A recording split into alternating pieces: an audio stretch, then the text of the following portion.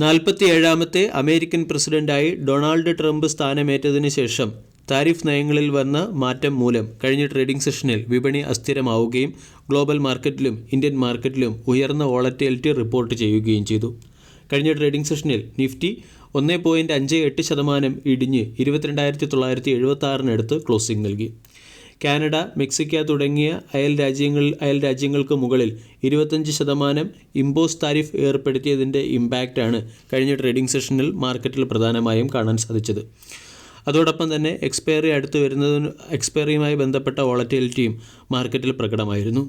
കഴിഞ്ഞ ട്രേഡിംഗ് സെഷനിൽ Dixon technology, Zomato തുടങ്ങിയ സ്റ്റോക്കുകളിൽ ഹെവി സെല്ലിംഗ് കാണാൻ സാധിച്ചു. ഇന്നത്തെ ട്രേഡിംഗ് സെഷനിൽ സ്റ്റോക്ക് സ്പെസിഫിക് ആക്ഷൻ വരാൻ സാധ്യതയുള്ള ചില പ്രധാനപ്പെട്ട സ്റ്റോക്കുകളെ മനസ്സിലാക്കാം.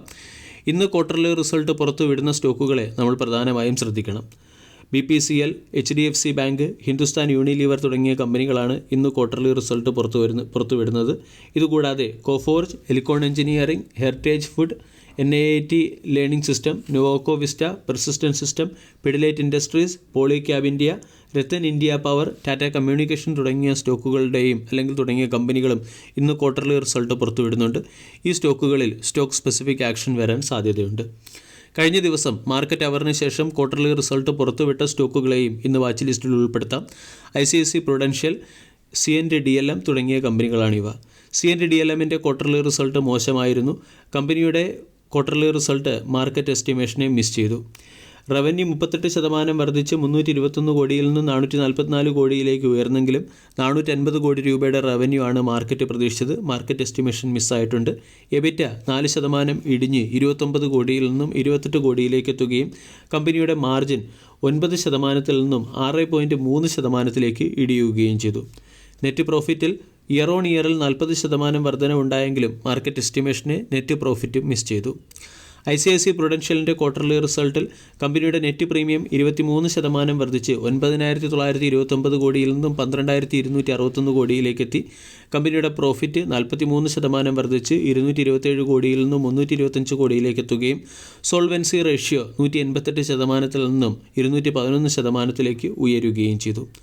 ടെൻല പ്ലാറ്റ്ഫോമിൻ്റെ ക്വാർട്ടർലി റിസൾട്ടിൽ കമ്പനിയുടെ നെറ്റ് പ്രോഫിറ്റ് 9% ഇടിഞ്ഞ് 130 കോടിയിൽ നിന്നും 119 കോടിയിലേക്ക് എത്തി. റവന്യൂ 1,001 കോടിയിൽ നിന്നും 1000 കോടിയിലേക്ക് ചുരുങ്ങുകയും എബിറ്റ 182 കോടിയിൽ നിന്നും 139 കോടിയിലേക്ക് ചുരുങ്ങുകയും കമ്പനിയുടെ എബിറ്റ മാർജിൻ 15.2% നിന്നും 13.9% ഇടിയുകയും ചെയ്തു. ടാറ്റ ടെക്കിൻ്റെ ക്വാർട്ടർലി റിസൾട്ടിൽ കമ്പനിയുടെ net profit quarter to quarter 7% വർദ്ധിച്ച് 187 കോടിയിൽ നിന്നും 169 കോടിയിലേക്ക് എത്തി. റവന്യൂ ഏകദേശം ഫ്ലാറ്റാണ്.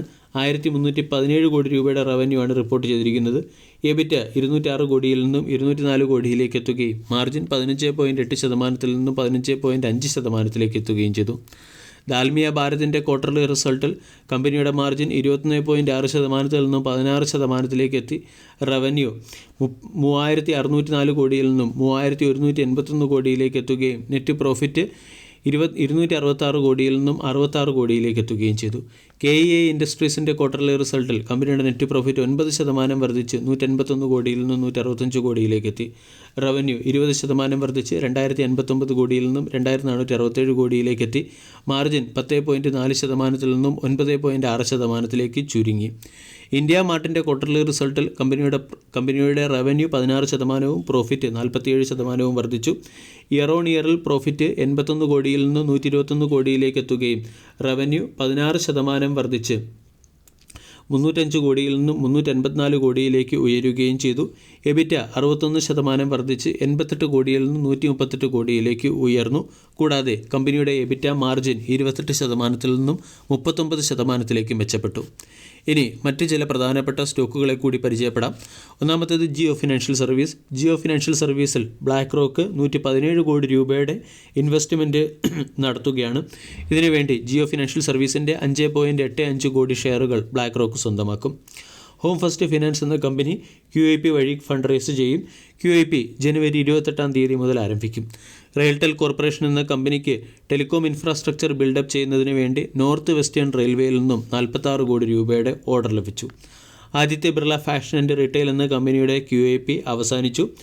JK ടയർ എന്ന കമ്പനിക്ക് ഇൻ്റർനാഷണൽ ഫിനാൻസ് കോർപ്പറേഷനിൽ നിന്നും $100 മില്യൺ സസ്റ്റൈനബിലിറ്റി ലോൺ ലഭിച്ചിട്ടുണ്ട്. ന്യൂ ലാൻഡ് ലാബ്സ് എന്ന സ്റ്റോക്കിനെയും ഫോക്കസ് ചെയ്യാവുന്നതാണ്. 342 കോടി രൂപയുടെ കാപ്പെക്സ് പ്രോഗ്രാമിന് മാനേജ്മെൻറ്റ് അപ്രൂവൽ നൽകി. സെൻട്രം ഇലക്ട്രോണിക്സ് എന്ന കമ്പനി സെൻട്രം ടിയാൻഡസ് ഗ്രൂപ്പിൽ ഏകദേശം 2 മില്യൺ യൂറോയുടെ ഇൻവെസ്റ്റ്മെൻറ്റ് നടത്തും. HCL ടെക് എന്ന കമ്പനി HCL ടെക്കിൻ്റെ 5000ത്തെ ഡെലിവറി സെൻറ്റർ ഹൈദരാബാദിൽ ഓപ്പൺ ചെയ്തിട്ടുണ്ട്.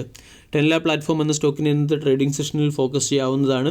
ക്വാർട്ടർലി റിസൾട്ട് അത്ര മികച്ചതല്ല. അതോടൊപ്പം തന്നെ ഗുമോഗ സോഫ്റ്റ്ടെക് എന്ന കമ്പനിയുടെ സബ്സിഡറി കമ്പനിയുടെ 100% സ്റ്റേക്കുകൾ ടെൻല പ്ലാറ്റ്ഫോം വിൽക്കുകയും ചെയ്യും. വോഡാഫോൺ ഐഡിയ എന്ന സ്റ്റോക്കിനെ ഇന്ന് GST പെനാൽറ്റിയുടെ പോയിൻ്റ് ഓഫ് വ്യൂ ഫോക്കസ് ചെയ്യാവുന്നതാണ്.